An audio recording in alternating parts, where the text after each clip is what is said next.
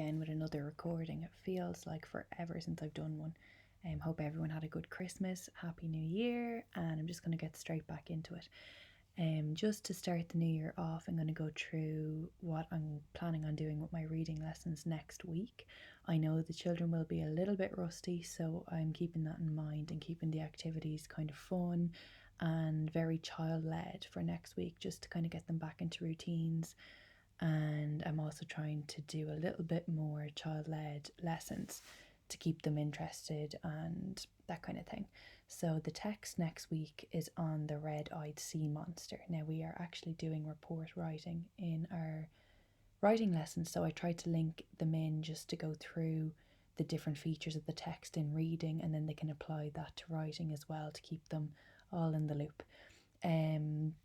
The text I'll show you now in a minute is quite a nice text, and I think it'll keep them engaged as well. I'll just show you that quickly. So it's written in the style of a report, as you can see. Nothing too exciting about the way the text is written, but it's in paragraphs and there's subheadings, which is good to point that out as you read.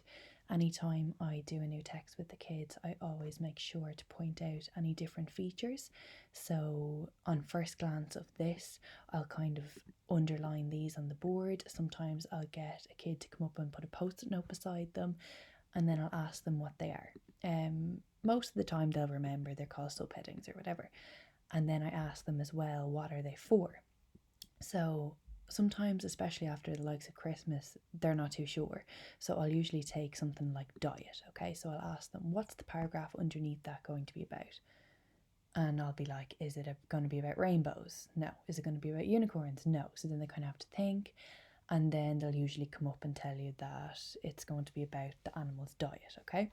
So we'll talk about that first before we go anywhere near reading it, and then, like always, I'll start off with me reading it. So I'll start off up here. I'll sometimes read down as far as about there. Actually, you know what? Sometimes I read the full paragraph. I'll model how to read it nice and dramatically and pausing at full stops. Sometimes I'll not pause at a full stop and ask them what's wrong with the way I read it. And at this stage in my class, they're like, you didn't take a breath and blah, blah, blah. So yeah, we're kind of up to date with that. Sometimes I'll stop and make sure they understand what's going on. So I'll ask them, has anyone seen any tricky words they didn't know? What do we think a scaly serpent is? Why has the author used the word dagger sharp? What does that tell us about their teeth? Just kind of teasing out the vocabulary, why the author has chosen these words.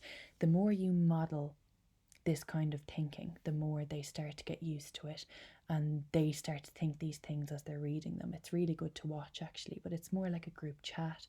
It's not like, you know, you go off now and tell me why the author's doing that. You're talking about it together. There's a lot of tell your partner why the author's used that word, and then they'll come back and feed back, and I'll often get them to bounce ideas off each other. So if some pair came back and said, oh, the author used dagger sharp teeth because the creature has knives as teeth, and then I'll say, do people agree with that? Do people disagree with that? What do you think? So you're kind of bouncing the ideas back off the kids, and they're just discussing it, really. So after I've read that paragraph, I'll then on the first day choose one of my higher ability readers, and I'll say, okay, who wants to read that? And they'll all put their hands up, or most of them will, and then I'll get one of them or two of them to read that paragraph. We'll do a similar chat about it. Same with this paragraph. And then for the last one, just to make sure they're all kind of involved, I'll usually get the kids to either read to their partners and then swap after a sentence, or I'll do whole class read where we all read together. That just kind of gets us back into the fluency and the expression that we had done before Christmas. So once we've read that text, I'll then explain to children that our focus today is for vocabulary, and at this stage my class know that means we're going to learn 4 new words really well, and they've taken quite a pride in our new word wall. Now this is at the beginning of the year, so obviously this is full now, this word wall of our different words. So because I said I wanted to get the kids to lead the lesson a little bit more, next week I'm going to get them to choose 4 words that they think are really rich words to add to our vocab wall.